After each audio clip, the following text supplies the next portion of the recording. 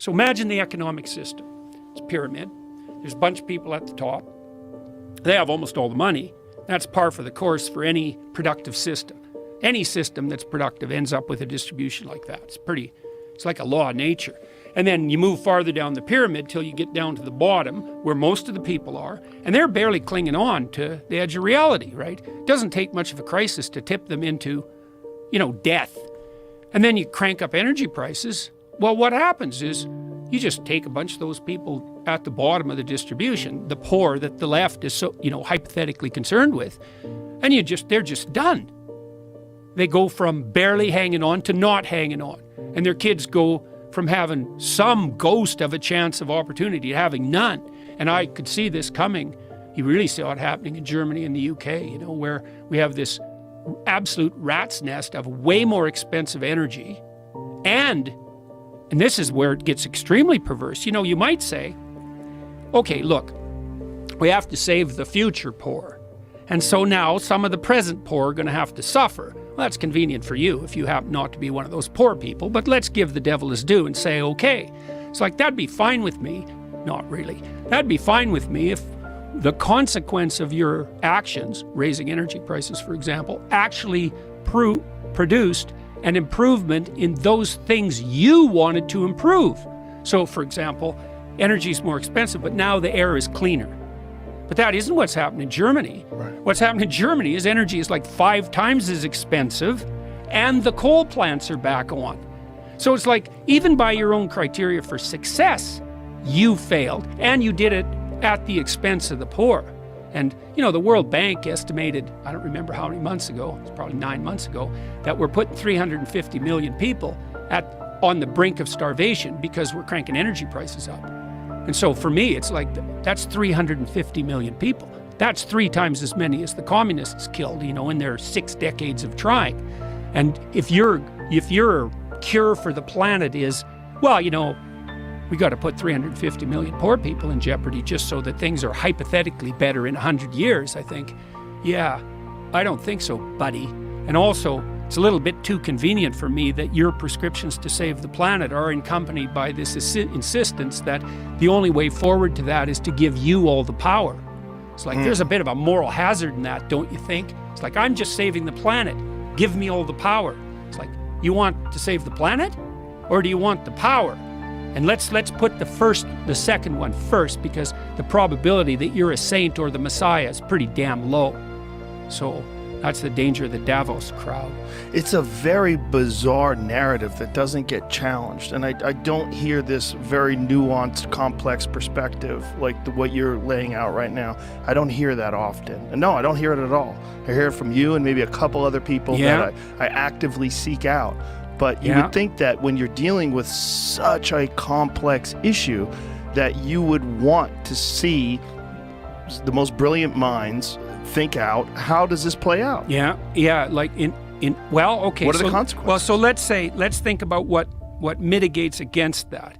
Okay, so first of all, young people are looking for a productive and visionary pathway forward. We already covered that a bit. But then there's a dark side of that too. And the dark side of that for everyone is that our reputations are very important to us. They're our most crucial currency, and what that means is that we're tempted to elevate our reputations in an undeserved manner. And we do that to gain social status with very little work.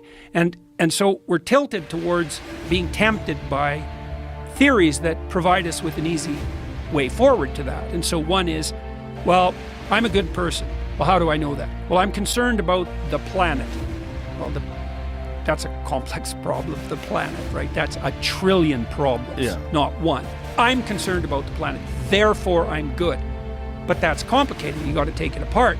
No, you don't. You just say, well, the planet only has one problem. Well, what's that? Untrammeled industrial activity and the rapacious nature of the consumer. Okay. What's the output? Too much carbon dioxide.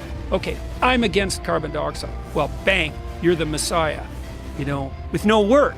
And then someone like Lomberg comes along and says, hold on there, guys. We got like 30 problems, not one. And we need to rank order the problems, and we need to do a differentiated analysis. And your idiot interventions are going to cause nothing but unintended consequences. And no one wants to hear that because, number one, it's complicated. You got to read the damn book and you got to think through his arguments. And number two, well, now where are you going to get your cheap moral virtue? You can't just be the Messiah by waving a banner that says, I don't like carbon dioxide.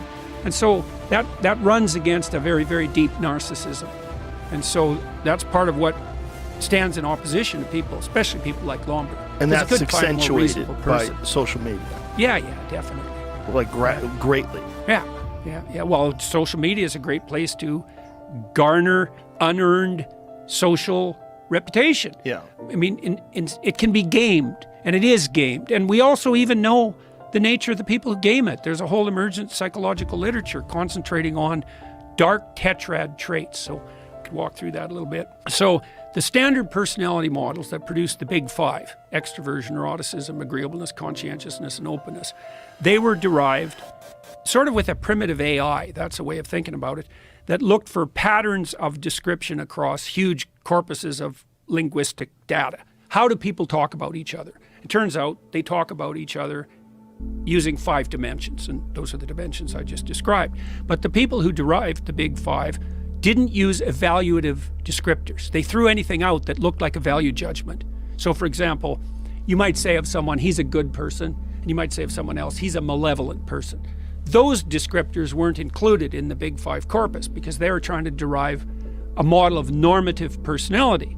Okay, so, but that meant that the pathological personality wasn't encapsulated or well defined. Now, this guy Robert Hare, who worked at University of British Columbia as world's leading authority on psychopathy, and he interviewed hundreds and hundreds of psychopaths and was always fooled by them, by the way. And then he had a student, Del Paulus, who works at UBC, and Paulus developed a model of personality that was based on pathology, like on the dark side. And he called that the dark triad. Machiavellianism, that means Machiavellian is someone who, so let's say, if I was Machiavellian in our discussions, what I would have done was think, before I came here, I thought, well, what can Joe offer me? And then I think, well, how can I play Joe with my language so I'm most likely to get what I'm, the narrow, impulsive, selfish thing that I'm aiming at right now. So that's how a Machiavellian operates. A narcissist, that's the next part of the dark triad, is someone who wants social status without doing any of the work. They want all the attention. If you're dating a narcissist or in a relationship with a narcissist, they'll alienate all your family members and your friends so that they get all the attention. And that'll just be the first of the games they play with you. Yeah.